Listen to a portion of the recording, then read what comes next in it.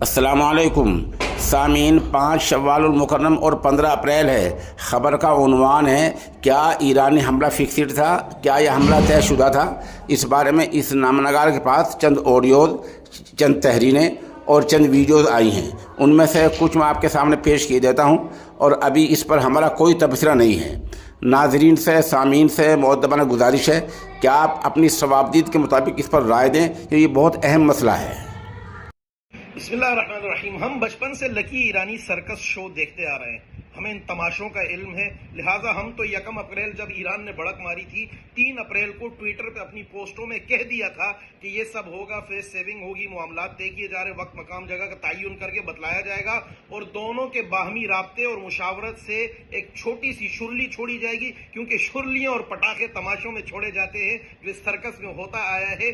कभी भी हकीकत में ऐसा नहीं होता। जब इन्होंने मारना था, जब इन्होंने धमाके करने थे, जब इन्होंने जुल्म ढाना था, इन्होंने शाम में ढाया, यमन में ढाया, सऊदीया पर हमले किया, पाकिस्तान की सरजमीन पर हमला किया और पाकिस्तान के बच्चों को कत्ल किया मिसाइल फेंककर। जब इन्होंने मारना था, खून बहाना था पाकिस्तानी नौजवानों पर, 16 जनवरी 2024 को इन्होंने मिसाइल भेजकर खून बहाया। लेकिन जब शुरलियां छोड़नी थी तो पटाखियां अपनी गदागाड़ी की और 50 मोटरसाइकिल की स्पीड से चलने वाले नाकारा ड्रोन्स मुंह वाले इसराइल शरीफ करके इन्होंने रवाना किए, जो रास्ते में अभी तक घूम रहे। इस वक्त तक वो ड्रोन घूम ही रहे और पहुंच नहीं रहे और वो सारे रास्ते में नाकारा और तबाह हो गए। और एआई जनरेटेड तस्वीर, कैलिफोर्निया में लगी आग की तस्वीर, टेक्सास में लगी जो आग है उसकी तस्वीर शेयर करके ये बावर करवाया जा रहा है कि भाई ईरान ने इसराइल को नेस्तो नाबूद कर दिया। सोशल मीडिया अगर आप देखें तो आपको लगेगा ये कि इसराइल का वजूद सफ़े हस्ती से मिट चुका है। हालांकि ईरान ने इसराइल को सपोर्ट किया, इसराइल को बेक किया, इसराइल को मजीद मजबूत किया है। पूरी दुनिया में इस वक्त फिलिस्तीनियों के साथ हमदर्दियां थी, इसराइलियों के खिलाफ नफरत थी। वो सारी नफरत कन्वर्ट होकर इसराइलियों की हिमायत में आ चुकी है और इस वक्त इसराइल वापस बदमाशी पे आएगा। अमेरिका खुला खड़ा हो गया, बरतानिया खुला खड़ा हो गया, पहले भी खड़े थे, लेकिन दीगर अक़वाम आलम अब इसराइल के हाथ मजीद मजबूत करेंगे, क्योंकि ईरान ने जो भंड मारा है, भंड तो नहीं, एक स्टेज ड्रामा, एक सर्कस, और उसी की मदद और मुशावरत से किया है। इसराइल को मजीद मजबूत करेगा। फिलिस्तीन कॉज, अक्सा कॉज वापस पसे पुश चला गया।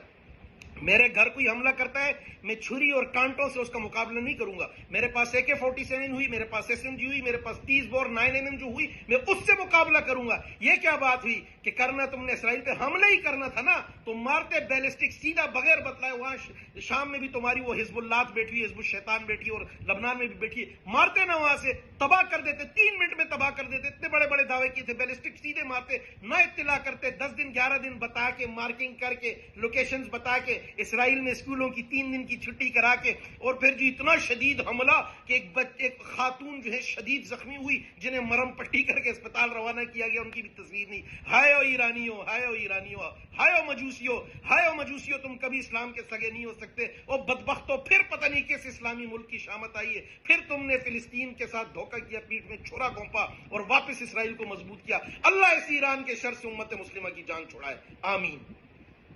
रसूल करीम, मैं इस वॉइस मैसेज के ज़रिए से एक पैगाम ख़ास व आम तक पहुंचाने की कोशिश कर रहा हूं कि इस वक्त फ़लस्तीन के मामले में जिस तरह से ईरान के बारे में ये बात कही जा रही है मीडिया के अंदर, या कहलाई जा रही है कि ईरान ने इसराइल पर हमला कर दिया है, सादा लो मुसलमानों के दिलों में ईरान का बहुत बड़ा रौब और दबदबा बिठाने की जो कोशिश की जा रही है, ये आने वाले वक्तों में लोगों को समझ में आएगी। याद रखिएगा कि इसराइल के बाद सबसे ज़्यादा यहूदी दुनिया में अगर कहीं मौजूद हैं तो वो ईरान के अंदर मौजूद हैं।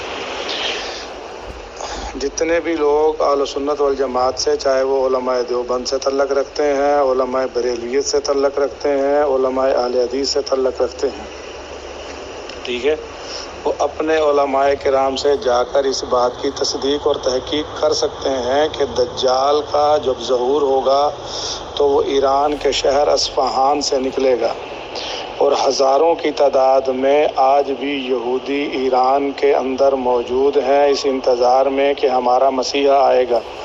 मुसलमानों के नज़दीक, इस्लामी अक़ीदत नज़रिए के नज़दीक वो दज्जाल है। दज्जाल, दजल से मुराद है यानी झूठ पे मबनी होगा।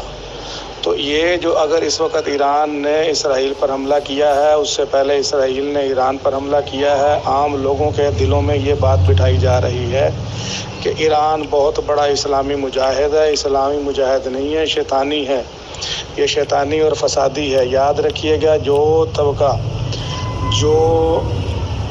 طبقہ فرقہ مذہب جو بھی کہہ لیں، جو سیدنا ابو بکر صدیق رضی اللہ تعالی عنہ کو ایمان والا نہیں مانتا، سیدنا عمر بن خطاب رضی اللہ تعالی عنہ کو ایمان والا نہیں مانتا، اسلام والا نہیں مانتا، جو طبقہ سیدنا عثمان غنی رضی اللہ تعالی عنہ کو نہیں مانتا، جو طبقہ سیدنا علی رضی اللہ تعالی عنہ کو نہیں مانتا، جو طبقہ رسول اللہ صلی اللہ علیہ وسلم کی 4 بیٹیوں کو ماننے والا نہیں ہے، وہ میرا اور آپ کا حامی اور معین اور مددگار کیسے ہو سکتا ہے؟